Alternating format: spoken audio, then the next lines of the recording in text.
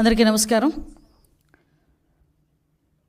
ఒక విష సంస్కృతి క్రియేట్ చేయడానికి, అదేవిధంగా ప్రజల్లో ఒక విషపు బీజాలు నాటడానికి ఇంతకుముందు సీఎంగా ఉండి 2019 నుంచి 24 వరకు సీఎంగా ఉండి ప్రజల చేత చేత్కరించబడి 11 సీట్లకే పరిమితమైన ఒక పులివెందుల ఎమ్మెల్యే జగన్మోహన్ రెడ్డి నిన్న మొన్న చూస్తూ ఉంటే ప్రభుత్వం మీద బురద చల్లడానికి, ప్రజల్లోని ఒక భయాన్ని క్రియేట్ చేయడానికి నంగనాచి కబుర్లు మాట్లాడడం చూస్తూ ఉంటే విడ్డూరం అనిపిస్తుంది. ఎందుకంటే సుమారుగా 2019 నుంచి 24 వరకు కూడా అతను సీఎం అయిన తర్వాత నుంచి కూడా అంబేద్కర్ రాజ్యాంగాన్ని పక్కన పెట్టి రాజారెడ్డి రాజ్యాంగాన్ని ఇంప్లిమెంట్ చేయడానికి పోలీసుల సైతం తన చెప్పు చేతుల్లో ఉంచుకొని ప్రజలందరినీ భయభ్రాంతులను చేసి, ప్రజల మీద హత్యలు చేసి, ప్రజల్లోని ఒక భయానకమైన వాతావరణాన్ని క్రియేట్ చేసి, ఇతగాడు కనుక ముఖ్యమంత్రిగా ఉంటే మేము ఎవరూ కూడా బతకలేము అన్న ప్రజల్లోని ఒక అభిప్రాయం ఏర్పడిందంటే అతను రాజారెడ్డి రాజ్యాంగాన్ని ఎంత క్లియర్గా ఇంప్లిమెంట్ చేస్తాడో మనందరికీ అర్థమవుతుంది. దాని యొక్క పర్యవసానమే చంద్రబాబు నాయుడు గారు లాంటి వాళ్ళు, పవన్ కళ్యాణ్ గారు లాంటి వాళ్ళు, మోడీ గారు లాంటి వాళ్ళు ఈ రాష్ట్రానికి అవసరము, ఈ రాష్ట్ర అభివృద్ధికి అవసరం అనే ఒకే ఒక ఉద్దేశంతో 164 సీట్లు ఎన్డీఏకి ఇచ్చి ప్రజలు ఈరోజు గెలిపించి సీఎం స్థాయిలో మన చంద్రబాబు నాయుడు గారిని, డిప్యూటీ సీఎం స్థాయిలో పవన్ కళ్యాణ్ గారిని కూర్చోబెడితే అది చూసి ఓర్వలేక ఏ రకంగానైనా గవర్నమెంట్ మీద బురద చల్లుదాము, గవర్నమెంట్ని ఇరకాటంలో పెడదాము అని చెప్పి శవ రాజకీయాలు అన్నవి స్టార్ట్ చేసిన పరిస్థితి చూస్తూ ఉంటే జగన్మోహన్ రెడ్డి, పులివెందుల ఎమ్మెల్యే జగన్మోహన్ రెడ్డి నీకు సిగ్గనిపించట్లేదేమో కానీ ప్రజలందరూ కూడా చూసి సిగ్గుపడుతున్నారు. ఎందుకంటే అసలు ఎందుకు ఓడిపోయాము అన్న దాని గురించి వాళ్ళు చర్చించుకోవడం పక్కన పెట్టండి. ఎందుకు ఓడిపోయారన్న సంగతి వాళ్ళందరికీ కూడా తెలుసు. కానీ ఈరోజు ఎక్కడో ఒక మాచర్లలోని వర్గ విభేదాల వల్ల జరిగిన ఒక హత్యను తీసుకొచ్చి దాన్ని వేదికగా మార్చుకొని ఏదో రకంగా తిరిగి తీసుకొచ్చి నంగనాచి కబుర్లు మాట్లాడాలి, ప్రజల్లోని మళ్ళీ ఒక భయాన్ని క్రియేట్ చేయాలి అని చెప్పి బురద జల్లే కార్యక్రమానికి శ్రీకారం చుట్టడానికి అని చెప్పి ఒక డైవర్షన్ పాలిటిక్స్ చేయడానికి ఈరోజు మళ్ళీ జగన్మోహన్ రెడ్డి ముందుకొచ్చి మొన్న ప్రెస్ మీట్లో మాట్లాడాడు. నిజంగా చెప్పాలంటే జగన్మోహన్ రెడ్డి ఆ రోజు మాట్లాడిన మాటల్ని బేస్ చేసుకొని ఈరోజు గవర్నమెంట్ ఎందుకు అతని మీద చర్యలు తీసుకోకూడదు? ఎందుకు నేను ఈ మాట మాట్లాడుతున్నానంటే ఆ రోజు జగన్మోహన్ రెడ్డి మాట్లాడుతూ చాలా ఎలిగేషన్స్ చేశారు. ఆ ఎలిగేషన్స్లో సుమారుగా 36 రాజకీయ హత్యలు జరిగినాయి ఈ 45 రోజుల్లో. దగ్గర 300కు పైగా హత్యాయత్నాలు, 35 ఆత్మహత్యలు అని చెప్పి ఏదో 560 చోట్ల ప్రైవేట్ ఆస్తులను ధ్వంసం చేశారని రకరకాలైన ఎలిగేషన్స్ అనమాట. 490 ప్రభుత్వ ఆస్తులను ధ్వంసం చేశారని, 1000 వరకు దౌర్జన్యాలు, దాడులు చేశారని ఫిగర్స్తో సైతం ఇచ్చారు. వీటన్నిటి గురించి పక్కన పెట్టు. 36 రాజకీయ హత్యలను మాట్లాడు. నీ దగ్గర డేటా ఉందా? డేటా ఉంటే నాకు ఇవ్వండి ఒకసారి. యాజ్ హోమ్ మినిస్టర్గా అడుగుతున్నాను నేను. నీ దగ్గర నిజంగానే 36 రాజకీయ హత్యలు జరిగినాయి అని చెప్పి నీ దగ్గర కనుక డేటా ఉంటే ఇవ్వు. డేటా లేకపోతే ఎందుకు అలా చేసావు? నీ మీద ఎందుకు చర్య తీసుకోకూడదు పులివెందుల ఎమ్మెల్యే జగన్మోహన్ రెడ్డి నీ మీద? ఎస్, ఒకసారి చెప్పాలి. 36 రాజకీయ హత్యలు కాదు, అసలు యాక్చువల్గా రాజకీయ హత్యలు అని చెప్పి ఇతను మాట్లాడుతుంటే రాజకీయ హత్యలు జరిగినవి 4. మీకు ఇంకో విషయం చెప్పనా? నేను ఇది ప్రజలకు చెప్తున్నా, జగన్మోహన్ రెడ్డికి చెప్పాల్సిన అవసరం లేదు. ఎందుకంటే జగన్మోహన్ రెడ్డికి విషయం తెలుసు. కానీ ఏదో రకంగా గవర్నమెంట్ మీద బురద జల్లాలి కాబట్టి, చంద్రబాబు నాయుడు గారి మీద బురద జల్లాలి కాబట్టి ఏదో రకంగా అడ్డదారి తొక్కైనా మళ్ళీ ఏదో రకంగా సీఎం కుర్చీలో కూర్చుని పోవాలని కలలకు అంటున్నాడు కాబట్టి ఈరోజు మా మీద బురద చల్లడానికి 36 రాజకీయ హత్యలు, 300 మంది దాడులు, అవి ఇవని చెప్పి ఫిగర్స్ సైతం చెప్తున్నాడు. ఈరోజు 45 రోజుల్లోని ఇవి నువ్వు చెప్పినవన్నీ ఏమీ జరగలేదు, నువ్వు చెప్పినవి జరగలేదు అని చెప్పి నేను చెప్తా. జరిగినవి ప్రూవ్ ఏమైనా ఉందా? యాజ్ ఎ హోమ్ మినిస్టర్ నేను మాట్లాడుతున్నా. నువ్వు చెప్పినవన్నీ కూడా అబద్ధపు లెక్కలు. దీని మీద నువ్వు ఎక్స్ప్లెనేషన్ ఇవ్వాలి. దీని మీద నేను కేసు పెట్టాలనుకుంటున్నాను. ఎందుకు కేసు పెట్టకూడదు? ఎందుకు చర్యలు తీసుకోకూడదు జగన్మోహన్ రెడ్డి మీద? ఈరోజు ప్రభుత్వం మీద అప్పుడు నిజంగా జరిగిన ఇన్సిడెంట్లే రంగనాయకమ్మ గారు జరిగిన ఇన్సిడెంట్ అమరావతి గురించి ఒక చిన్న పోస్ట్ పెట్టారని సిఐడి వాళ్ళని పంపించి ఆవిడ వయసును కూడా పక్కన పెట్టి వాళ్ళ చేత విచారణ జరిపించి సిఐడి ఆఫీసులో కూర్చోబెట్టి విచారణ చేపట్టావు. ఇలాంటి సంఘటనలు గౌతు శిరీష గారు ఒక చిన్న పోస్ట్ గవర్నమెంట్కి వ్యతిరేకంగా పెట్టారని సిఐడి నోటీస్ ఇచ్చి ఆవిడని సిఐడి ఆఫీసులో కూర్చోబెట్టావు. చింతకాయల విజయ్ గారిని ఇలా చాలామంది మా టీడీపీ లీడర్లని కాకుండా జనసేన లీడర్లని కూడా గవర్నమెంట్ మీద యాడ్వర్స్గా తప్పుగా ఒక పోస్ట్ పెడితేనే, నిజం అయినప్పటికీ కూడా తప్పుగా మీకు వ్యతిరేకంగా ఒక పోస్ట్ పెడితేనే సిఐడి ఆఫీసులను తీసుకొచ్చి నువ్వు కూర్చోబెట్టి చర్యలు తీసుకొని మా మీద ఎంక్వైరీలు వేసావు. ఈ రోజుకి కేసులు నడుస్తున్నాయి, ఈ రోజుకి కేసులు సంబంధించి కోర్టుల చుట్టూ తిరుగుతున్నారు. మరి ఇంత డెలిబరేట్గా ఒక శవాన్ని అంటే పలకరించడానికి వెళ్ళి అక్కడ ఏదో హత్య జరిగింది, ఆ కుటుంబాన్ని పరామర్శించడానికి వెళ్ళి పరామర్శించడం మానేసి బయటకు వచ్చి నువ్వు గవర్నమెంట్ మీద ఎలిగేట్ చేసావు. ఎలిగేట్ చేసేటప్పుడు ఎన్ని హత్యలు జరిగినాయి అని ఇలాగని చెప్పి తప్పుడు లెక్కలు నువ్వు ఎందుకు ఆధారాలు చూపించాలి? ఈరోజు నేను చెప్తున్నా, ఒక హోమ్ మినిస్టర్గా ఇక్కడ పొలిటికల్ మర్డర్స్ అనేవి 4 జరిగినాయి. మీకు ఇంకో విషయం చెప్పనా అండి, ఆ 4 కూడా 3 టీడీపీ వాళ్ళే చచ్చిపోయారు. తెలుసా మీకు? అందులో ఒకడే వైసీపీ వాడు చనిపోయింది. నేను క్రైమ్ నెంబర్తో సైతం ఇస్తా. క్రైమ్ నెంబర్ 137/24, అది దుగ్గిరాల పిఎస్లో 4/6 జూన్ 4వ తారీఖున జరిగింది. చనిపోయింది కాసిం, చంపింది కమల్, వైసీపీ అతను. కావలస్తే మీరు political rivalry, accused belong to YCP and deceased to TDP. Due to political rivalry he was killed. The deceased was wearing TDP scarf and moving around which lead of altercation. What అలాంటిది ఇంకొకటి crime number 92/24 Veldurthi 9వ తారీఖున జరిగింది. Deceased TDP M Girinath Chowdary, TDP అతను చనిపోయాడు. సూదేపల్లి రమేష్ ఇతరులు YCP వాళ్ళు accused, అది కూడా political rivalry. Crime number 92/24 Putluru, అక్కడ మాత్రమే ఎరకయ్య అని ఒక వైసీపీ అతను చనిపోయాడు. అక్కడ నరసింహస్వామి అండ్ అదర్స్ టీడీపీ వాళ్ళు ఉన్నారు. Next 4th one 148/24 Rayadurgam PS 9th జరిగింది. ఇది గొల్ల ఆదికేశవులు టీడీపీ ఆయన్ని చంపేశారు. ఎవరు? వైసీపీ వాళ్ళు, కేశవరెడ్డి అండ్ అదర్స్. ఇవన్నీ కూడా పొలిటికల్ మర్డర్స్ జరిగినవి 4. ఆ 4లో 3 చనిపోయింది టీడీపీ వాళ్ళు. ఈరోజు నువ్వు ఏ మొహం పెట్టుకుని 36 హత్యలు పొలిటికల్ హత్యలు జరిగినాయని చెప్పి ప్రజలను భయభ్రాంతులు చేయడానికి సిద్ధపడుతున్నావు? ఇంకా నీ మాటలు నమ్మేస్తారని అనుకుంటున్నావా జగన్మోహన్ రెడ్డి, పులివెందుల ఎమ్మెల్యే? ఇంకా నీ మాటలు నమ్మేస్తారని జనాలు అనుకుంటున్నావా? దీనికి ఒక ప్రైమ్ మినిస్టర్కి నువ్వు లెటర్ రాసి రాష్ట్రపతి దగ్గరికి వెళ్ళి రాష్ట్రపతి పాలన విధించాలి, ఇక్కడ రాజ్యాంగం అన్నది భ్రష్టు పట్టిపోయిందని నువ్వు మాట్లాడుతున్నావు కదా. అసలు విషయం చెప్పను ఒకసారి. ఆంధ్రప్రదేశ్ హైకోర్టు తమరు 2019లో పీఠం ఎక్కిన తర్వాత 2020లోనే ఇక్కడ కాన్స్టిట్యూషనల్ బ్రేక్ డౌన్ జరుగుతుందని డైరెక్ట్గా హైకోర్టు ఆ రోజు మాట్లాడింది. దీనికేం సమాధానం చెప్తావు? ఆ రోజు 14 సంవత్సరాల సీఎం తర్వాత ఇప్పుడు మళ్ళీ సీఎంగా ఉన్నారు చంద్రబాబు నాయుడు గారు. ఏ రోజైనా అతని హయాంలో, అతని అడ్మినిస్ట్రేషన్లో ఇలాంటి కామెంట్ ఏ కోర్టు అయినా ఎవరైనా చేయగలిగారా? ఒకసారి చెప్పండి. నువ్వు పీఠం ఒక సంవత్సరంలోనే, సీఎం అయిన సంవత్సరంలోనే ఆంధ్రప్రదేశ్ హైకోర్టు ఇలా మాట్లాడింది నీ మీద. ఇది అథెంటికేషన్. నేనేం వేగ్గా మాట్లాడట్లా, అబద్ధం చెప్పట్లా నీకులాగా. అంటే నువ్వు ఈరోజు పొలిటికల్గా మన కాన్స్టిట్యూషనల్ బ్రేక్ డౌన్ అవుతుందని చెప్పి రాష్ట్రపతి పాలన విధించాలని ఏకంగా మాట్లాడుతున్నావంటే నీకు ఎంత తహతహగా ఉందో అధికార పీఠంలో కూర్చుని పోవడానికి నాకు అర్థం. అంటే అధికారం కోల్పోయి నెల రోజులకే ఏ రకంగానైనా దొడ్డిదారిని ఎలా అయినా వెళ్ళిపోవాలని ప్రజల్ని మభ్యపెట్టడానికి నువ్వు చేస్తున్న మైండ్ గేమ్ క్లియర్గా జనాలకు అర్థం కావాలనే ఉద్దేశంతోనే నేను ఈరోజు ప్రెస్ ముందు కూర్చున్నా. ఈరోజు ఎవడైనా పరామర్శకి వెళ్ళి అమ్మ ఎలా జరిగింది, ఎంతమంది పిల్లలు, ఏంటి నీ పోషణ ఏంటి, నా మనిషివి కదా, నీకు ఎంత కాంపన్సేషన్, పార్టీ నుంచి ఎంత కాంపన్సేషన్ ఇస్తాను, ఇలాంటివి మాట్లాడాలి. అతగాడు ఏం మాట్లాడాడండి? నీకు అమ్మఒడి వచ్చిందా, అమ్మఒడి నేను ఉంటే ఇచ్చేవాడిని, వసతి దీవెని ఇచ్చేవాడిని, ఇప్పుడు చంద్రబాబు నాయుడు గారు అవన్నీ ఇచ్చారా, అవన్నీ అయినాయా, ఇవన్నీ మాట్లాడతాడు ఎవడైనా? మైండ్ దొబ్బిందని తెలుసు. మరీ ఇంతలాగా జగన్మోహన్ రెడ్డికి పరామర్శ అంటే నేను ఎందుకు క్లియర్గా ఎక్స్ప్లెయిన్ చేస్తున్నానంటే అతను పొలిటికల్గా ఒక ప్లాట్ఫామ్ గురించి ఎత్తుక్కుంటున్నాడు. దానికి మాచర్ల అనే ఇష్యూని క్రియేట్ చేసుకున్నాడు. వినుకొండ అనే ఇష్యూని క్రియేట్ చేసుకున్నాడు. ఆ వినుకొండలో జరిగిన ఇన్సిడెంట్ గురించి పర్టికులర్గా దాని మీద ఏదో రకంగా వెళ్ళి బురద జల్లాలనే ఉద్దేశంతో అతను వెళ్ళి అక్కడ మాట్లాడాల్సిన మాటలు మానేసి, హత్య జరిగిన చోట రషీద్ గురించి మాట్లాడడం మానేసి, రషీద్ గారి తాలూకా కుటుంబం గురించి మాట్లాడడం మానేసి ఫోటోలు చూపిస్తున్నాడు. ఎస్, నేను ఉన్నట్టే ఫోటోలు చూపించావు. ఫోటోలు చూపించినప్పుడు ఏం చెప్పావు? ఎమ్మెల్యే గారి భార్యకి కేక్ తినిపించావు, 10 సార్లు నొక్కి నొక్కి నొక్కి నొక్కి చెప్పావు. మా వాళ్ళు సోషల్ మీడియాలో వేస్తున్నారు, భారతి గారితో ఫోటో ఉంది అతనికి సెల్ఫీ. మరి ఎమ్మెల్యే గారి తాలూకా ఒక్క జిలానీనే హత్య చేశాడు, జిలానీనే అరెస్ట్ చేశారు, మిగతా వాళ్ళందరినీ ఎందుకు అరెస్ట్ చేయలేదు?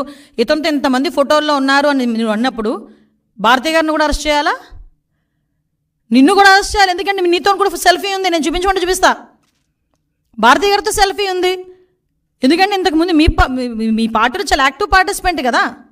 వాళ్ళ మధ్యలో ఉన్న వర్గ విభేదాలతో ఒకరినొకరు అక్కడ చంపుకోవడం అనేది తప్పు. నేను దానికి ఏకీభవించట. చంపుకోవడం అనేది ఎట్టి పరిస్థితుల్లో అంత బ్రూటల్గా చంపడం అనేది తప్పు. ఇమ్మీడియట్గా అరెస్ట్ జరిగింది, రిమాండ్కి పంపించాం. ఎక్కడ కూడా ఎటువంటి ఇబ్బంది కలగకుండా చూసుకున్నాం. నువ్వు వెళ్ళి రెచ్చగొడుతున్నావు, మళ్ళీ అక్కడికి వెళ్ళి వినుకుండా నువ్వు వెళ్ళి అక్కడ రెచ్చగొట్టి నువ్వు మళ్ళీ తిరిగి మాట్లాడితే పరిస్థితి వచ్చిందంటే ఒకసారి నీ తాలూకా మైండ్ సెట్ ఒకసారి ఆలోచించు. నువ్వు మళ్ళీ ఈరోజు ఎంత దారుణం అంటే గవర్నర్ గారి దగ్గరికి వెళ్తావట. ఓ పని చేయండి, గవర్నర్ గారి దగ్గరికి వెళ్ళేటప్పుడు మీరు కూల్చేసిన భవనాలు, అదేవిధంగా ఇక్కడ డీజీపీ ఆఫీస్ పక్కన, ఎందుకు ఈ ఎగ్జాంపుల్ చెప్తున్నానంటే డీజీపీ ఆఫీస్కి కరెక్ట్గా 1 కిలోమీటర్ దూరంలో ఉన్న పార్టీ ఆఫీస్ మీద నువ్వు దాడి చేసావు. ఈరోజు చంద్రబాబు నాయుడు గారు చలో ఆత్మకూరు పెడితే అక్కడికి వెళ్ళి చంద్రబాబు నాయుడు గారి ఇంటి గేట్లకి వెళ్ళి పెద్ద పెద్ద రాడ్లు తాడ్లు కట్టి బంధించావు. చంద్రబాబు నాయుడు గారి ఇంటి మీదకి నీ తాలూకా ఎమ్మెల్యే ప్రమోషన్ గురించి చంద్రబాబు నాయుడు గారి ఇంటి మీద జోగి రమేష్ వెళ్ళి దాడి చేశాడు. ఇలాంటి సంఘటనలు మా తోట చంద్రయ్య అనే బీసీ వ్యక్తిని జై జగన్ అన్నందుకు పీక కోసి చంపేశావు. మరి వీటన్నిటి మీద మేమెవరి దగ్గరికి వెళ్ళాలి? ఆ రోజు మేము వెళ్ళి ఉండాలి. ఆ రోజు ఇవన్నీ మేము ఆ రోజు ఇలాంటి సంఘటనలు మేము కూడా ఒక బుక్ వేసాం. ఆ రోజు జరిగిన సంఘటనలన్నీ నేను అథెంటికేషన్గా ఉమెన్ ప్రెసిడెంట్గా ఉండేటప్పుడు మహిళా కమిషన్ చైర్పర్సన్ దగ్గరికి వెళ్ళి అమ్మ ఇంతమంది మీద అఘాయిత్యాలు జరిగినాయి, ఇంతమంది మీద హత్యలు జరిగినాయి, విత్ క్రైమ్ నెంబర్స్ నేను తీసుకెళ్ళి ఇచ్చాను. నీ దగ్గర అలాంటి అథెంటికేషన్ ఏదైనా ఉందా? నీ దగ్గర అలాంటి ప్రూవ్ ఏమైనా ఉందా? తీసుకొచ్చి చూపించు. నేను ఈరోజు హోమ్ మినిస్టర్ హోదాలో అడుగుతున్నాను. నేను మానేసి వేగ్గా మైక్ ఉంది కదా, నాకు ఒక ఛానల్ ఉంది కదా, నోటుకు వచ్చినట్టు మాట్లాడతాను, ప్రిపేర్ అయ్యి వచ్చాను, ఎవడు మధ్యలో అడ్డగించొద్దు, ఎవడు మధ్యలో ఆపొద్దు అని చెప్పి నోటుకు వచ్చినట్టు మాట్లాడేస్తానంటే ఎందుకు చట్టం ఊరుకోవాలి అని అడుగుతున్నా. ఆ రోజు నువ్వు ఎవరినైతే ఉపయోగించుకొని, పోలీసులను ఉపయోగించుకొని ఎంతమంది మీద ఇబ్బంది పెట్టావు. ఈరోజు పోలీసులకి సంబంధించి నేను చూస్తూ ఉంటే నిజంగా చాలా బాధ అనిపిస్తూ ఉంది నాకు. వాళ్ళ పరిస్థితి ఏంటా అంటే ఈరోజు కనీసం పోలీసు వ్యవస్థ ఒక ఇన్వెస్టిగేషన్కో, మీకు విషయం చెప్పాలండి, ఇక్కడ ఫోరెన్సిక్ ల్యాబ్ కేవలం అమరావతిలో ఉన్న పాపానికి దానికి సంబంధించి డబ్బులు కూడా ఇవ్వలే, తెలుసా మీకు? మళ్ళీ ఈరోజు మేము 9 కోట్ల సెంట్రల్ గవర్నమెంట్ని తెచ్చుకున్నాం. దానికి ఒక అమరావతిలో ఉన్నది అన్న ఒకే ఒక పాపానికి అమరావతిని కిల్ చేయాలి కాబట్టి అక్కడ జరిగే ఫోరెన్సిక్ ల్యాబ్ను కూడా మీరు కిల్ చేసేసావు. ఒక వెహికల్స్ లేవు, సీసీ కెమెరాస్ లేవు, మెయింటెనెన్స్ లేదు, ఈవెన్ ఫింగర్ అథెంటికేషన్ అది లేదు. వాటన్నిటికీ కూడా ఈరోజు అంటే అన్నీ కూడా నిర్వీర్యం చేసి కేవలం నీ దగ్గర నీ కాపలాకి 1000 మంది పోలీసులను ఇంటి దగ్గర పెట్టుకొని నువ్వు రోడ్డు మీద వెళ్తే పరదాలు కట్టడానికి, నువ్వు రోడ్డు మీద వెళ్తే చెట్లు నరగడానికి, నువ్వు రోడ్డు మీదకి వెళ్తే బారికేడ్ చేయడానికి, నీకు కాపలా చేయడానికి మాత్రమే 5 సంవత్సరాలు పోలీసులను ఉపయోగించుకున్నావు. దాంతోపాటు టీడీపీ లీడర్స్ దగ్గర ఎవరు ఇంట్లోంచి బయటకు రాకుండా ఉండడానికి. ఈ నెల రోజుల్లో చంద్రబాబు నాయుడు గారు అవుట్డోర్ ప్రోగ్రామ్స్ ఎన్ని చేశారండి? ఎక్కడైనా పరదాలు కట్టారా? ఎక్కడైనా బ్యారికేడ్ వేసారా? ఏ వైఎస్ఆర్సీపీ లీడర్నైనా ఇంట్లో పెట్టి బంధించామా? ఎక్కడైనా ఎవరినైనా హౌస్ అరెస్ట్ చేసావా? మరి ఎందుకు నువ్వు ఆ రోజు అలా చేయలేకపోయావు? ఈరోజు చంద్రబాబు నాయుడు గారు డెలిబరేట్గా యాజ్ పర్ ప్రజాస్వామ్యం ప్రకారం అతను ఎక్కడికైనా వెళ్తున్నప్పుడు కూడా ఎక్కడ కూడా ప్రజలకు ఇబ్బంది లేకుండా చేసుకునే పరిస్థితి చేసుకుంటున్నారు. ఇందులో నువ్వు రాష్ట్రపతి పాలన ఎక్కడ అడుగుతావు? నువ్వు చైల్డ్ అబ్యూజింగ్స్ మాట్లాడుతున్నావు. నీ హయాంలో గురించి క్రిమినల్స్ ఏదైతే మహిళల మీద దాడులు, మహిళల మిస్సింగ్లు చూసుకుంటే క్రైమ్ రిపోర్ట్ ప్రకారం కూడా, నేషనల్ క్రైమ్ రిపోర్ట్ ప్రకారం కూడా చూసుకుంటే తమరి హయాంలో డబుల్ అయినాయి. చాలామందిని ఈ రోజుకి కూడా పట్టుకోలే. ఎగ్జాంపుల్ చెప్పమంటావా? రాజమండ్రి దగ్గర తమరందరూ కలిపి వెళ్ళి దిశ పోలీస్ స్టేషన్ ఓపెన్ చేసి ఆడవాళ్ళందరితో పాటు నువ్వు కూడా వెళ్ళి ఒక రిబ్బన్ కట్ చేసి వచ్చావు. ఆ రోజు సాయంత్రానికి గ్యాంగ్ రేప్ అయిన ఒక అమ్మాయిని ఆటోలో వదిలేస్తే ఈ రోజు వరకు ఆ నిందితులను పట్టుకోలేదు. అంతవరకు ఎందుకయ్యా? తాడేపల్లి నీ ఇంటి దగ్గర ఒక గ్యాంగ్ రేప్ జరిగితే కాబోయే భర్త ముందు భార్యని అత్యాచారం చేస్తే వెంకటరెడ్డి అన్నవాడిని ఈ రోజుకి కూడా పట్టుకోలేకపోయావు. ఆ రోజు 5 సంవత్సరాలకి సరిపోలేదు. ఈరోజు ఎక్కడైనా జరిగిన ఏ ఇన్సిడెంట్లోనైనా చైల్డ్ అబ్యూజింగ్స్లో ఇమ్మీడియట్గా మేము అరెస్ట్ చేసి పోక్సో యాక్ట్ కింద వాళ్ళని లోపల పెట్టి రిమాండ్కి పంపించి ఇమ్మీడియట్గా స్పెషల్ కోర్టులు కూడా ఏర్పాటు చేసి వాళ్ళకి అతి తొందరగా శిక్ష పడేటట్టు కూడా చంద్రబాబు నాయుడు గారు ఆదేశాలు జారీ చేశారు. జగన్మోహన్ రెడ్డి నిన్ను ఒకటి అడుగుతున్నా, లాస్ట్ 5 సంవత్సరాలు సీఎంగా ఉన్నావు కదా, రమ్య హత్య కేసు గురించి నువ్వు మాట్లాడలే, స్నేహలత హత్య కేసు గురించి మాట్లాడలే, ఆఖరికి అనూష హత్య కేసు గురించి నువ్వు మాట్లాడలే, నీ నియోజకవర్గంలో జరిగిన నాగమ్మ హత్య కేసు గురించి కూడా నువ్వు ఏ రోజైనా మాట్లాడేవా నోరిప్పి? బట్ మా సీఎం గారు మొన్న రీసెంట్గా చీరాల్లో ఒక హత్య జరిగితే ఇమీడియట్గా నన్ను అక్కడికి పంపించి 36 గంటల్లో నిందితులను పట్టుకుని ఆ అమ్మాయికి ఎక్స్గ్రేషియా కూడా ఇచ్చొచ్చాం. ఇప్పుడు కూడా చైల్డ్ అబ్యూజింగ్స్ ఎక్కడైనా జరుగుతున్నాయి, చిన్నపిల్లల మీద అఘాయిత్యాలు జరుగుతున్నాయి అని సంఘటన తెలిసిన వెంటనే నాకన్నా ముందు ఆయన స్పందిస్తున్నారు, ఆయన మాట్లాడుతున్నారు పోలీస్ డిపార్ట్మెంట్ వాళ్ళతో. అది అడ్మినిస్ట్రేషన్ అంటే. అసలు ఏ రోజు కూడా ఈవెన్ గాంజా మీద కానీ చిన్నపిల్లల మీద హత్యలు రేపుల మీద కానీ ఏ రోజైనా హోమ్ డిపార్ట్మెంట్ని కూర్చోబెట్టి ఒక రివ్యూ అయినా చేసావా? నువ్వు ఈరోజు లా అండ్ ఆర్డర్ గురించి మాట్లాడుతూ ఉంటే, నీతులు చెప్తా ఉంటే సిగ్గు అనిపించట్లేదా? మేము సిగ్గుపడాలా ఈరోజు? ఇది నేను ప్రజలకి చెప్పాలి ఈ విషయాలన్నిటి. నేను ఎంత దారుణంగా మా మీద బురద చల్లడానికి, మన మీద బురద చల్లడానికి. ఎందుకు మన అన్నారంటే, ఈరోజు ప్రజలందరూ కూడా మ్యాండేట్ ఇచ్చి ఈరోజు చంద్రబాబు నాయుడు గారిని కూర్చోబెట్టారు. అంటే చంద్రబాబు నాయుడు గారి మీద ఒక మాట మాట్లాడుతున్నారంటే ప్రజలందరి మీద కూడా మాట్లాడినట్టే. చంద్రబాబు నాయుడు గారు is not a common man. CM ఆయన, రాష్ట్ర ముఖ్యమంత్రి, ప్రజల చేత ఎన్నుకోబడిన రాష్ట్ర ముఖ్యమంత్రి. మీకు ప్రూవ్ ఉంది, మాట్లాడండి, మేము సరిదిద్దుకుంటాం. ఎస్, ఇది ఇలా జరుగుతుంది, మీరు చెప్పండి, నిజమైతే కనుక మేము యాక్షన్ తీసుకుంటాం. యాక్షన్ తీసుకోకపోతే మీరు మాట్లాడండి. అంతేగాని ఒక వర్గ విభేదాల మధ్యలో జరిగిన వినుకొండ ఇష్యూని బేస్ చేసుకొని ఈరోజు ఒకసారి అక్కడికి వచ్చి కూర్చొని నేను నాకు నోటుకు వచ్చినట్టు మాట్లాడతానని మాట్లాడి దాన్ని ప్లాట్ఫామ్ కింద తీసుకొని జగన్మోహన్ రెడ్డి ఉండుంటే వసతి దీవెన వచ్చేది. అరే అసలు నువ్వు ప్రమోషన్ ఏంటి నాకు అర్థం కాదు. జగన్మోహన్ రెడ్డి వచ్చింటే వసతి దీవెన వచ్చేది, జగన్మోహన్ రెడ్డి వచ్చింటే అది వచ్చేది, జగన్మోహన్ రెడ్డి ఇది వచ్చేది అని నువ్వు ఒక ప్లాట్ఫామ్ క్రియేట్ చేసుకుని దాని దగ్గర మాట్లాడడానికి ప్రయత్నం చేస్తున్నావు తప్పించి నిజంగా ఒక కన్సెంట్తో మాట్లాడే పరిస్థితి ఎక్కడ కూడా కనిపించలే. అంత దూరం వచ్చావు, ఫోటోలు చూపించావు, అది చేసావు, ఇది చేసావు, నీ నాయకుడు అంటున్నావు, నీ కార్యకర్త అంటున్నావు, నీ దగ్గర బోల్డ్ ఆస్తుంది, రూపాయి ఎందుకు ఇవ్వలేకపోయావు? తోట చంద్రయ్య చనిపోయినప్పుడు ఆర్థిక సహాయం చేయలేదు తెలుగుదేశం పార్టీ. నాకు తెలిసి 25 లక్షలు 30 లక్షలు ఇచ్చారు, ఇంకెక్కువ ఇచ్చినట్టున్నారు, దగ్గర ఎక్కువ ఇచ్చారు. అంటే నేను ఎందుకు చెప్తున్నానంటే, నువ్వు నిజంగా భుజాన్ని వేసుకొని నీ కార్యకర్తని భుజాన్ని వేసుకొని ఆ రోజు వచ్చేసి శాంతి భద్రతల గురించి, లా అండ్ ఆర్డర్ గురించి, ఆటవిక పరిపాలన సాగుతుందని నీ నోట్ నుంచి అలాంటి మాటలు వస్తుంటే, అలవాటుగా వచ్చేస్తుంటే అలాంటి మాటలు నిజంగా నవ్వొస్తుంది. ఈరోజు నేను ఒకటే చెప్తున్నా, అప్పీల్ చేస్తున్నా పబ్లిక్కి కూడా, దయచేసి ఒక్కసారి మీరు కూడా ఆలోచన చేయండి.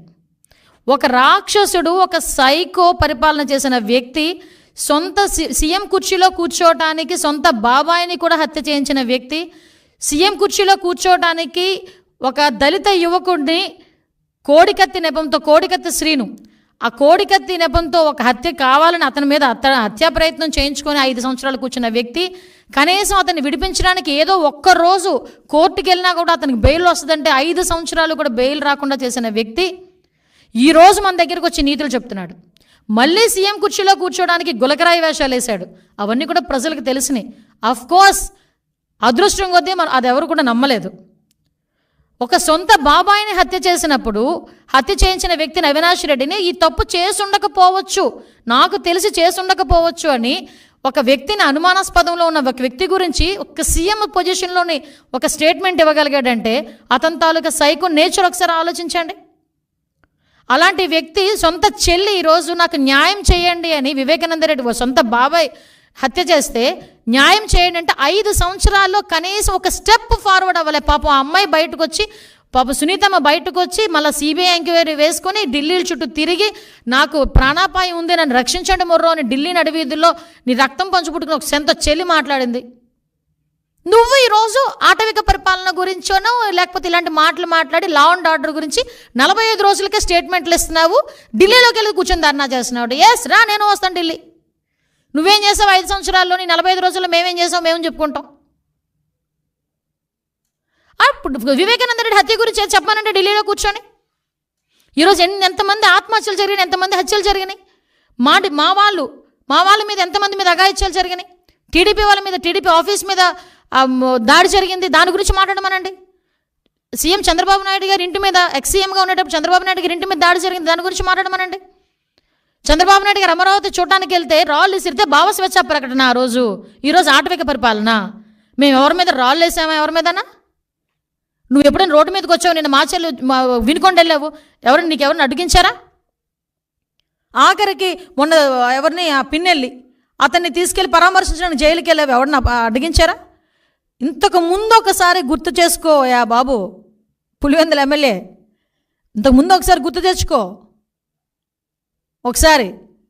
ఇవన్నీ చేసి ఈరోజు తిరిగి మా మీద ఇంకొకటి, నిన్న మొన్న సాక్షి పేపర్లో, అదొక పాంప్లెట్ పేపరు, నా సాక్షి పేపర్లో ఈ వెహికల్ గురించి మాట్లాడారు, జగన్మోహన్ రెడ్డికి ఇచ్చిన వెహికల్ గురించి. అసలు జగన్మోహన్ రెడ్డి అన్న వ్యక్తి ఈరోజు పులివెందుల ఎమ్మెల్యే, కేవలం ఒక ఎక్స్-సీఎంగా ఉన్నందుకు గాను Z+ సెక్యూరిటీ ఇచ్చారు. గుర్తుపెట్టుకోయా, నీకు Z+ సెక్యూరిటీ ఇచ్చారు, టాటా సఫారీ ఇచ్చారని చెప్పి బాధపడిపోయావు. అవునులే, నీకున్న ఆస్తికి టాటా సఫారీ అంటే ఎక్కడ లెక్క ఉండదు అనుకో, అది వేరే విషయం. కానీ 2019లో నువ్వు సీఎంగా ఎక్కిన తర్వాత అప్పుడు ఎక్స్-సీఎం అయిన చంద్రబాబు నాయుడు గారికి, అప్పటికి 14 సంవత్సరాల ముఖ్యమంత్రి అయిన వ్యక్తి, అటువంటి వ్యక్తికి నువ్వు ఇచ్చింది టాటా సఫారీయే. ఈరోజు మీకు ఇచ్చింది నేను టాటా సఫారీయే. ఆ టాటా ఎలాగోలాగా గవర్నమెంట్ మీద బురద చల్లాలనే ఉద్దేశంతో ఈరోజు ఇది చేసే ప్రయత్నం ఇది. అంటే వెహికల్ కూడా సరిగా ఇవ్వలేదని ప్రజల్లో ఒక క్రియేట్ చేయడానికి నువ్వు చేసిన ఒక డ్రామా ఇది. ఆ రోజు చంద్రబాబు నాయుడు గారికి ఇంకో విషయం చెప్పనా, ఆ రోజు చంద్రబాబు నాయుడు గారికి నువ్వు ఇచ్చింది టాటా సఫారీ. ఈరోజు కూడా ఒక సీఎంగా ఉన్న వ్యక్తి హైదరాబాద్ వెళ్ళినా, ఢిల్లీ వెళ్ళినా టాటా సఫారీ ఎక్కుతారు, బుల్లెట్ ప్రూఫ్ కారు. ఒక ఎక్స్-సీఎంగా నీకు ఒక bullet proof car Tata safari ఇచ్చారు. నీకు ఎక్కడ తక్కువ చేశారు? నీకు నచ్చలేదు. ఎందుకు నచ్చలేదు? బయట ఉన్న ప్రజల్ని కనిపించట్లేదు, నీ ఎక్స్ప్రెషన్స్ కనిపించట్లేదు, నీలో నా మహా నటుడు కనిపించట్లేదు. నువ్వు బాధపడిపోయి నువ్వు వేరే కారు ఎక్కావు. నువ్వు వేరే కారు ఎక్కినా కూడా బీపీ కార్ వెనకాతలు వచ్చింది, నీ వెనకాతలు తిరిగింది. అది ఎక్కడ కూడా ప్రోటోకాల్ కూడా వైలేట్ చేయలేదు, నీకెక్కడ కూడా సెక్యూరిటీ తగ్గించలేదు, నిన్నెక్కడ కూడా ఇబ్బంది పెట్టలేదు, నీ ఇంటి మీదకి ఎవడు దాడికి రాలేదు, నువ్వు ఎక్కడికైనా వెళ్తానంటే పోలీసులతో తాళ్ళు కట్టలేదు. సో ఎక్కడ ఆటవిక పరిపాలన జరిగిందో ఒక్కసారి నేను చర్చించుకోవాలి. ఈరోజు ఈ సిచ్యువేషన్స్ అన్నిటి గురించి కూడా నువ్వు వెళ్తున్నావు. సెక్యూరిటీ విషయంలో గురించి చూద్దాం. అసలు యాక్చువల్గా సెక్యూరిటీ రివ్యూ కమిటీ అని చెప్పి SRC అని ఒకటి ఉంటుంది, అందులోనే IB GID 2 ఉంటాయి. వాళ్ళు ఫిక్స్ చేస్తారు ఎంత ఎవరికి ఎలాంటి సెక్యూరిటీ కావాలి, ఎవరికి ఎలాంటి సెక్యూరిటీ ఇవ్వాలి అనేది వాళ్ళు ఫిక్స్ చేస్తారు. సో వాళ్ళ ఫిక్సేషన్ ప్రకారం కూడా నువ్వు వెహికల్ ఎక్కావు, నీకు బీపీ వెహికల్ నీకు పంపించారు, సఫారీ పంపించారు, అది దిగిపోయావు. నీకు థ్రెట్ లేదా? రేపు పొద్దున్న ఏం చేస్తావు? ఎవడో నీ మనిషి ఏదో రాయి విసిరించుకుంటావు. నీకు అలవాటు కదా గులకరాలతో ఆడుకోవడం, కోడికత్తులతో ఆడుకోవడం. ఒక రాయి విసిరించుకుంటావు. అదిగో చంద్రబాబు నాయుడు గారు చేయించారని చెప్పి మళ్ళీ మాట్లాడడానిక? మరి ఎందుకు బీపీ కారు నువ్వు దిగావు? నీకు థ్రెట్ లేదనా? బీపీ కారు ఎందుకు దిగాల్సి వచ్చింది? నీ కారు ఎందుకు ఎక్కాల్సి వచ్చింది? అంటే ఏదో రకంగా గవర్నమెంట్ మీద బురద చల్లాలి. ఇంకొక విషయం చెప్తా, ఎప్పుడైతే మనోడు 24న ఎప్పుడో ఐ థింక్ కొంతమంది ఏదో మీడియాలో చూశాను, 24న ఎప్పుడో ఢిల్లీలోకి వెళ్ళి ధర్నా చేస్తాడంట బుధవారం. అతను ఢిల్లీలో ఎందుకు చేస్తున్నాడు తెలుసా? మరి 22వ తారీఖు నుంచి అసెంబ్లీ ఉంది కదండి, అసెంబ్లీలో వస్తే మన బండారం బయటపడిద్ది. ఈ 10 రోజుల నుంచి కూడా చంద్రబాబు నాయుడు గారు ప్రతి డిపార్ట్మెంట్ నుంచి కూడా వైట్ పేపర్స్ రిలీజ్ చేస్తూ ఉంటే అందులో మనోడు తాలూకా భాగోతాలు, భూభాగోతాలు, దందాలు అన్నీ బయటకు వస్తూ ఉంటే ప్రజల్లో ఒక చర్చ జరుగుతుందని, ఒక డైవర్షన్ పాలిటిక్స్ తీసుకోవటానికి, ఒక వర్గ విభేదాల మధ్య జరిగిన ఒక హత్యని బేస్ చేసుకొని బురద చల్లే ప్రయత్నం చేయడానికి ఈరోజు కిందకు వచ్చాడు. ఈయన లైమ్ లైట్లోకి బయటకు వచ్చి ఈరోజు మాట్లాడుతున్నాడు. 23-24లో శ్వేతపత్రం లా అండ్ ఆర్డర్ మీద, గాంజా మీద, డ్రగ్స్ మీద అసెంబ్లీలో ప్రవేశపెట్టడానికి చంద్రబాబు నాయుడు గారు ఈరోజు అసెంబ్లీలో ప్రవేశపెట్టడానికి సిద్ధపడ్డాం. నీకు దమ్ముంటే ఇక్కడే ఆటవిక పరిపాలన జరిగిపోతుంది, ఇలా జరిగిపోతుంది, అలా జరిగిపోతుంది అని నువ్వు అనుకునుంటే, నిజంగా నీ మనసాక్షికి నువ్వు అనుకునుంటే దమ్ముంటే అసెంబ్లీకి రా, అసెంబ్లీలో మాట్లాడేసుకుందాం. నువ్వు వెళ్ళి ఆ రోజు వెళ్ళి అసెంబ్లీ అయిపోయిన తర్వాత కూడా ఢిల్లీకి వెళ్ళొచ్చు. అసెంబ్లీ పీరియడ్లోనే ఢిల్లీకి వెళ్ళాల్సిన అవసరం ఏం లేదు కదా. ఉన్న పట్టుమనున్న 11 మందిని, నీతో కలిపి 11 మందిని కూడా ఎందుకు అటువైపు తిప్పేది? రమ్మని అసెంబ్లీకి, వాళ్ళకి అసెంబ్లీకి వెళ్ళాలి. నా దాస్తోనే కదా ఎమ్మెల్యేలకి నెగ్గేది. రమ్మని అసెంబ్లీకి కూర్చోండి, అసెంబ్లీలో చంద్రబాబు నాయుడు గారు చెప్తారు, అందులో ఒకటి అబద్ధం అని కానీ ఒకటి నిజం లేదని కానీ ఏదైనా ఒకటి చెప్పమానండి దమ్ముంటే. నేను ఛాలెంజ్ విసురుతున్నా, రా అసెంబ్లీకి రా నీకు దమ్ముంటే.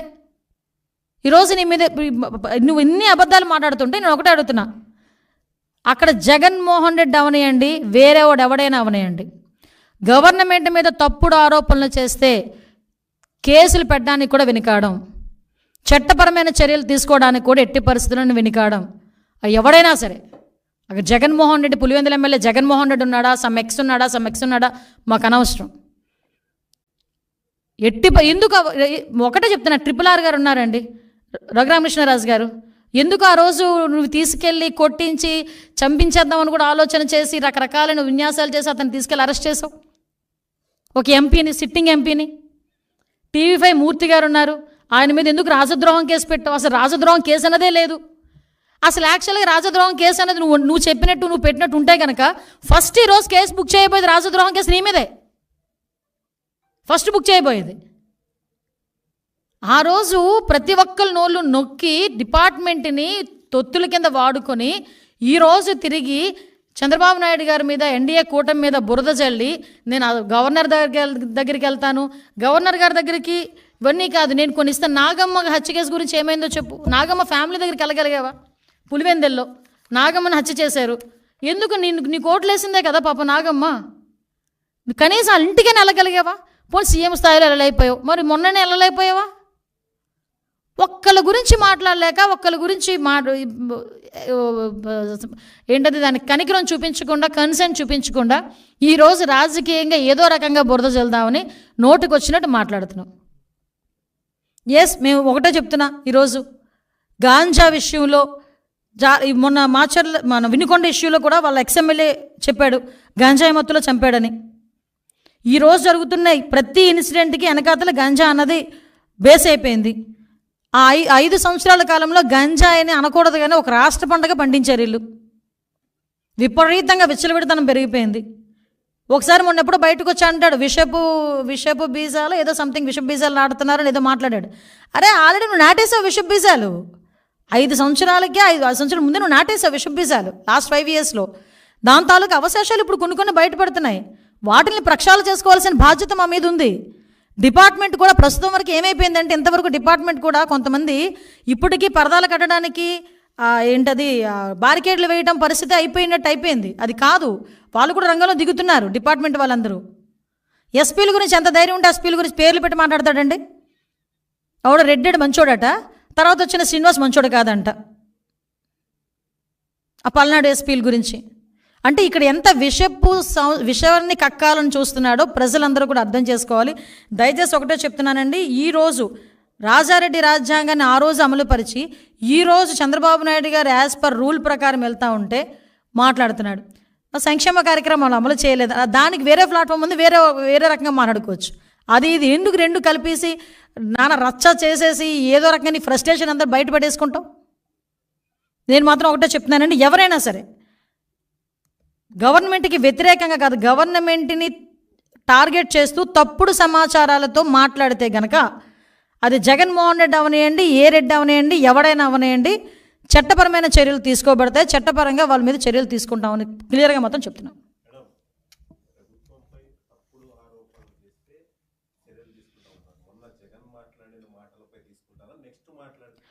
మొన్న జగన్మోహన్ రెడ్డి మాటలపై ఎందుకు కూడా తీసుకుంటాం, ఎందుకు తీసుకోకూడదు? ఎందుకంటే మొదట ఆయనే మాట్లాడాడు కదా, ఆయన తర్వాత మిగతా వాళ్ళందరూ మాట్లాడతారు. ఆయన మాట్లాడినప్పుడు మేము ఊరుకున్నాం అనుకోండి, మిగతా వాళ్ళు వచ్చి మాట్లాడతారు. మేము ఎందుకు ఆ ఛాన్స్ ఇవ్వాలి? మేము తప్పు చేస్తే మీరు అన్నట్టు మేము మాట్లాడకుండా ఊరుకోవచ్చు. మేము తప్పు చేయలే, ఇక్కడ తప్పు జరగల. నోటుకొచ్చినట్టు 1000, 2000, 400, 460 అని చెప్పి నోటుకొచ్చిన అంకెలు చెప్పేసి ఏది పడుతుంది మాట్లాడేస్తే ఎవరు ఊరుకుంటారు? ఊరుకోవాల్సిన అవసరం లేదు కదా.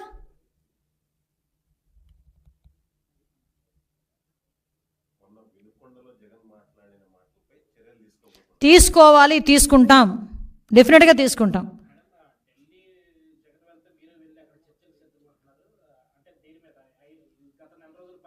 కాదండి, లాస్ట్ 5 years గురించి కూడా మాట్లాడాలి కదా. నేను ఏమంటానంటే, ఇది 45 రోజుల విషయం గురించి మాట్లాడుతున్నావు. బాబాయ్ హత్య కేసు నుంచి కోడికత్తి శ్రేణి దగ్గర నుంచి మొదలు పెట్టుకుందాం. అంతకుముందు నుంచి నీ తాలూకా నేర చరిత్ర అంతా తీయట్లే, సంతోషించు. నీ తాలూకా నేర చరిత్ర అప్పటి నుంచి తీసుంటే కనుక గ్రంథాలు అవుతాయి. నేను రెడీ. అరే దేనికి నేను భయపడాలి? యాజ్ పర్ రూల్ ఈ రోజు వరకు ఎక్కడైనా చైల్డ్ అబ్యూజింగ్ జరిగిన చోట కానీ, హత్యలు జరిగిన చోట కానీ ప్రతి దగ్గర కూడా వెంటనే ఇమ్మీడియట్గా అరెస్టులు చేసి రిమాండ్కి పంపించారు. పోక్సో యాక్ట్ సంబంధించి ప్రత్యేక కోర్టులు చిన్నపిల్లల మీద జరిగిన అఘాయిత్యాల మీద ప్రత్యేక కోర్టులు ఏర్పాటు చేస్తామని సాక్షాత్తు మన సీఎం గారు బయటకు చెప్పారు. దీని మీద ఎంత ధైర్యం ఉంటే ఈరోజు ఒక సీఎం గారు ఈరోజు వైట్ పేపర్ రిలీజ్ చేయాలండి? లా అండ్ ఆర్డర్ విషయంలో మేము తప్పు చేయలేదు కాబట్టి లాస్ట్ గవర్నమెంట్లో జరిగిన సిచ్యువేషన్స్ అన్నింటిని ఎక్స్ప్లెయిన్ చేయాలి. ఈరోజు బీసీలు కేవలం 300 మందిని హత్య చేశారు. దాని గురించి వస్తాడు రాడు కనుక్కోండి ఒకసారి. ఎస్సీలను ఎంతమందిని ఇబ్బంది పెట్టాడు, బీసీలను ఎంతమందిని ఇబ్బంది పెట్టాడు. ఒక ఆడపిల్ల అరే మా అక్కని ఏడిపించొద్దని చెప్పిన పాపానికి కిరోసిన్ పేస్ట్ తగిలెట్టేశాడే. పేరుచేరలోని ఇదే వైఎస్ఆర్సీపీ నాయకుడు ఒక మైనర్ బాలికని వ్యభిచార కూపంలోకి పంపించాడు. 6 నెలల తర్వాత ఆ పిల్ల ఇంటికి చేరి అలోలక్షణం ఏడిస్తే ఇవి ఆ రోజు అప్పుడు వరకు కూడా చర్యలు లేవు. ఒకరిని కూడా అరెస్ట్ చేయలేదు. ఇలాంటివి సంఘటనలు చాలా ఉన్నాయి. మేము చెప్పాలంటే ఎక్కడ కూడా ఏమీ దొరకట్లేదని ఒక్క వినుకొండ ఇష్యూని చేతిలో పట్టుకొని ఏదో రాద్ధాంతం చేయడానికని చూసి అక్కడేమో కన్ఫ్యూజన్ క్రియేట్ చేస్తున్నాడు. వాళ్ళతో ఫోటోలు ఉన్నాయి, వీళ్ళతో ఫోటోలు ఉన్నాయని. నేను చూపించిన లాస్ట్ 5 సంవత్సరాల్లోని జరిగిన ప్రతి క్రైమ్లోని కూడా జగన్మోహన్ రెడ్డితో ఒక ఫోటో ఉంటుంది వాళ్ళది. ప్రతి క్రైమ్లోని జగన్మోహన్ రెడ్డిని అరెస్ట్ చేయాలి అతను చెప్పినట్టు కనుక చేస్తే. ముఖ్యంగా వివేకానంద రెడ్డి హత్య కేసులోనే చేయాలి ఆయన్ని కూడా.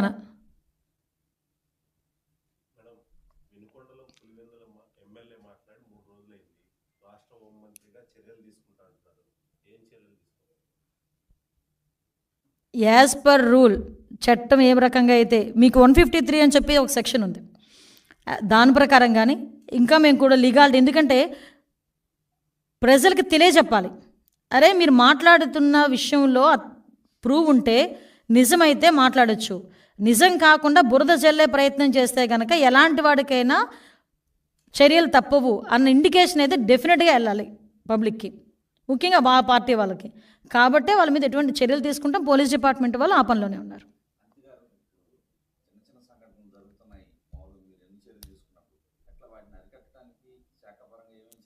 ఎస్ నిజమేనండి. ఇప్పుడు మీరు అబ్జర్వ్ చేశారో లేదో, చిన్నపిల్లలు నేను మొన్న కూడా చెప్పాను, చిన్నపిల్లల అబ్యూజింగ్స్ గురించి మేము చాలా డీప్గా దాని మీద అనాలిసిస్ చేసుకున్నాం.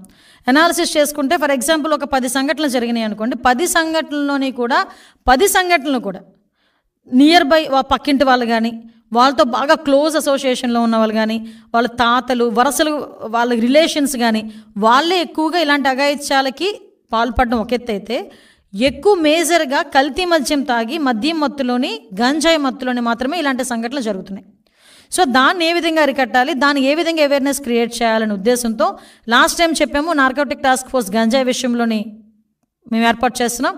అట్ ద సేమ్ టైం ఒక అవేర్నెస్ క్యాంప్ క్రియేట్ చేయడానికి ఒక స్పెషల్ డ్రైవ్ విత్ మన women and child welfare, education department, home department కలిపి ఒక స్పెషల్ డ్రైవ్, ఒక 1 వీక్ 10 డేస్ స్పెషల్ డ్రైవ్ తీసుకుంటాం. ఆ స్పెషల్ డ్రైవ్లో ఐపీఎస్ ఆఫీసర్స్ ఇంక్లూడింగ్ నేను కూడా కొన్ని స్కూల్స్కి వెళ్ళి పిల్లలతో వాళ్ళతో మాట్లాడి వాళ్ళకి అవేర్నెస్ క్రియేట్ అయ్యే విధంగా మేము చర్యలు తీసుకుంటాం.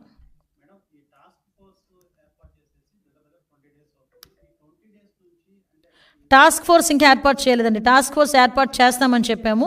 1 or 2 డేస్లో టాస్క్ ఫోర్స్ ఏర్పాటు చేసేస్తాము. దానికి స్పెషల్గా ఒక ఆఫీసర్ని అలాట్ చేయాలి, స్పెషల్ ఆఫీసర్ని అలాట్ చేయాలి, ఒక ఐపీఎస్ ఆఫీసర్ని అలాట్ చేయాలి, డిఎస్పీ స్థాయిలో అడిషనల్ ఎస్పీ స్థాయిలో వ్యక్తులను అందులో అలాట్ చేయాలి.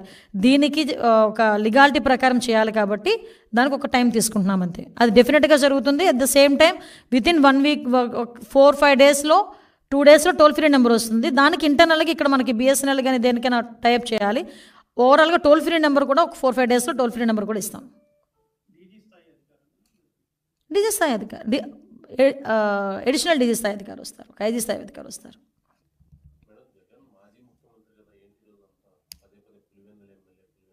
ఆయన ప్రతిపక్ష నాయకుడు కూడా కాదు కదా.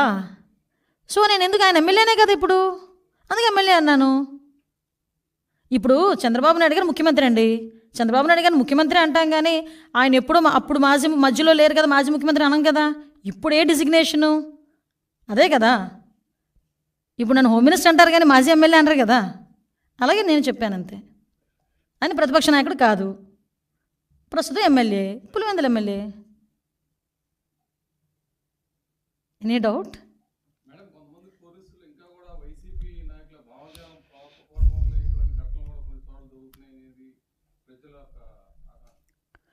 లేదండి, ఇందాక మీరు చెప్పినట్టు ఒకటైతే క్లియర్, ఇంతవరకు 5 సంవత్సరాలు పోలీస్ డిపార్ట్మెంట్ పరిస్థితి ఏమైపోయిందంటే, తెలుగుదేశం పార్టీ ఇళ్ళ దగ్గర మేము వెళ్ళి కాపలాలు కాసామా, ఉదయాన్నే వెళ్ళి వాళ్ళని అరెస్టులు చేసామా, హౌస్ అరెస్టులు చేసామా, బారికేడ్లు కట్టామా, 990 మంది వెళ్ళి జగన్మోహన్ రెడ్డి ఇంటి దగ్గర కాపలా కాసామా, ఇదే వాళ్ళకు వచ్చింది. కానీ ఇప్పుడు వాళ్ళ రెగ్యులర్ డ్యూటీస్ ఏంటి అన్న విషయంలో ఇప్పుడు వెళ్తున్నారు కాబట్టి కొంచెం అటు ఇటు బ్యాలెన్స్ చేయడానికి కొంచెం టైం పడుతుంది. నాకు తెలిసి స్ట్రీమ్ లైన్లోకి వచ్చారు పోలీస్ డిపార్ట్మెంట్ అంతా. కాకపోతే లాస్ట్ 5 సంవత్సరాలు పోలీస్ వ్యవస్థని నిర్వీర్యం చేసి పాడేశాడు. మీరు నమ్ముతారా, నేను ఇందాక చెప్పాను, ఫింగర్ ప్రింట్ ఒక అథెంటికేషన్ ఒక మిషన్ ఉంటుంది. అది కనుక ఒక క్రిమినల్ ఎవరైనా దొరికితే వాడికి ఫింగర్ ప్రింట్ పెడితే వాడు ప్రీవియస్ క్రైమ్స్ అన్నీ కూడా వచ్చేస్తాయి బయటికి. అలాంటి వాటికి డబ్బులు ఇవ్వలేదని, డబ్బులు కట్టక అవన్నీ కూడా మూలన పడిపోయినాయి. సీసీ కెమెరాస్, నాకు ఉదయం ఒక అతను ఫోన్ చేశాడు, అమ్మ నా కారు అద్దం పగలగొట్టి విజయవాడ దుర్గగుడి దగ్గర కారు అద్దం పగలగొట్టి ఒక బ్యాగ్ తీసుకెళ్ళిపోయారు అంటే నేను అన్నాను అనమాట, పోలీస్ కంప్లైంట్ ఇచ్చారంటే, మేడం అక్కడ సీసీ కెమెరాస్ పని చేయట్లేదంట మేడం. సీసీ కెమెరాస్ కూడా వాటికి కూడా డబ్బులు ఇవ్వలే. సీసీ కెమెరాస్కి కనీసం పోలీసుల వెల్ఫేర్కి కూడా కనీసం ₹1 కూడా ఈరోజు వరకు ఇవ్వలే, పోలీస్ వెల్ఫేర్కి కూడా. సో అటువంటి సిచ్యువేషన్లో పోలీస్ డిపార్ట్మెంట్ ఫోరెన్సిక్ ల్యాబ్స్ లేవు. ఇలాంటి సిచ్యువేషన్స్లో పోలీస్ డిపార్ట్మెంట్ మాత్రం ఎంతవరకు పరిగెడుతుంది? లాస్ట్ టైం దాన్ని ఏం చేశారంటే దాన్ని అలా నిర్వీర్యం చేసేసి వాళ్ళ పనులకు చేసుకోవడానికి ఉపయోగించుకున్నారు డిపార్ట్మెంట్ని. ఈరోజు అలా కాదే. డెఫినెట్గా ఎక్కడ ఏ ఇన్సిడెంట్ జరిగినా ముఖ్యమంత్రి స్థాయిలో ఉన్న చంద్రబాబు నాయుడు గారు డెఫినెట్గా దాని మీద రియాక్ట్ అవుతున్నారు. మిస్సింగ్ కేసుల గురించి కానీ ఏ కేసుల గురించి అయినా క్లియర్గా ఒక ముఖ్యమంత్రి స్థాయి వ్యక్తి ఈరోజు లా అండ్ ఆర్డర్ విషయంలోని కానీ, at the same time ganja విషయంలోని కానీ, శాంతి భద్రతల విషయం అన్నింటిలోని కూడా వైట్ పేపర్ రిలీజ్ చేస్తున్నాం మేము. చెప్పాలి, ప్రజలకు కూడా చెప్పాలి. అరే 5 సంవత్సరాలు ఎలా నిర్వీర్యం చేశారు, 5 సంవత్సరాలు ఎలా దాడులు చేశారన్న విషయం ప్రజలకు తెలుసు, గుర్తు చేయాలి ఒకసారి. డాక్టర్ సుధాకర్ ఏం తప్పు చేశాడనండి? డాక్టర్ సుధాకర్ విషయంలో సిబిఐ ఇన్వాల్వ్ అయింది ఏకంగా. ఆ రోజు ఇతను ఏం చేయాలి నిజంగా? ముఖ్యమంత్రిగా ఆ రోజైనా అర్హుడా? సో ఇలాంటి సంఘటనలు చెప్పుకోవాలంటే చాలా ఉన్నాయి. ఆయన ఢిల్లీకి వెళ్ళి కాదు కదా, ఎక్కడికి వెళ్ళి కూర్చున్నా ఆయన తాలూకా చరిత్ర మేం చెప్పక్కర్లే, బయటికి క్లియర్గా అందరికీ తెలుసు. కాబట్టి ప్రజలందరూ కూడా దీన్ని గమనించాల్సిందిగా కోరుకుంటున్నాను.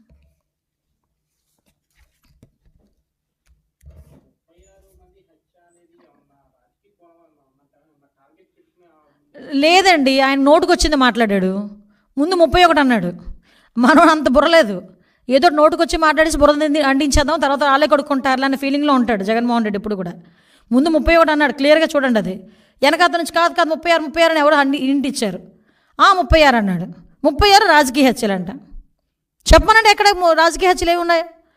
1000 మంది 1000 బిల్డింగ్లో కూలగొట్టేశారు, ఏంటది రెడ్ బుక్ ఓపెన్ చేసేశారు, ఈ రకంగా మాట్లాడాడు. క్లియర్గా ఉంది కుట్ర ఆలోచన. అతగాడు ఏమనుకుంటాడంటే, నేను ఏం చెప్పినా ప్రజలు నమ్మేస్తారు, లా అండ్ ఆర్డర్ విషయంలోనే కనుక ఇలా పదే మాట్లాడితే కనుక ప్రజలు నమ్మేస్తారు అనుకుంటున్నాడు.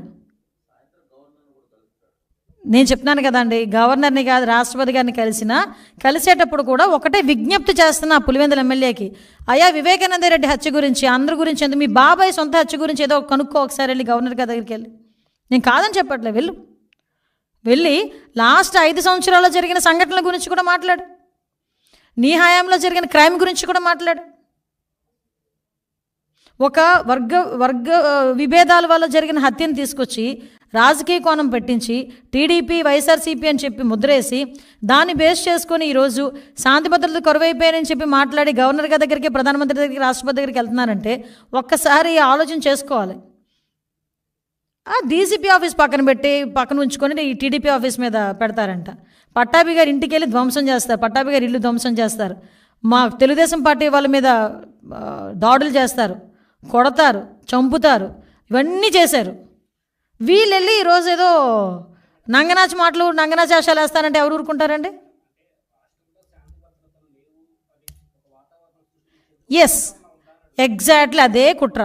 వాళ్ళు ఎలా ఫీల్ అవుతున్నారంటే శాంతి భద్రతలు లేవు అనేది క్రియేట్ చేసేస్తే సెంట్రల్ గవర్నమెంట్కి ఇలాంటివన్నీ ఎవడో ఎందుకు పనికి మాలినోడి చేత 2-3 ట్విట్టర్లో వేయించుకుంటాడు, ప్రజలందరూ ఇలాగే చేసేస్తున్నారు, ఇలాగే జరిగిపోతుందని చెప్పేసి ఒకటి క్రియేట్ చేసేసి దాన్ని వాడుకుందామని అనుకుంటున్నాడు. అంతకు మించి ఇక్కడ చంద్రబాబు నాయుడు గారి పరిపాలన ఎలా ఉంటుందో అందరికీ తెలుసు. తీసుకోవాలి, డెఫినెట్గా తీసుకుంటాం. అందుకే కదా ఇందాక చెప్పాను, గవర్నమెంట్ మీద తప్పుడు ఆరోపణలు ఎవరైనా చేసినా వాళ్ళు శిక్షకు అర్హులు, కంపల్సరీగా చట్టపరమైన చర్యలు తీసుకోబడతాయి.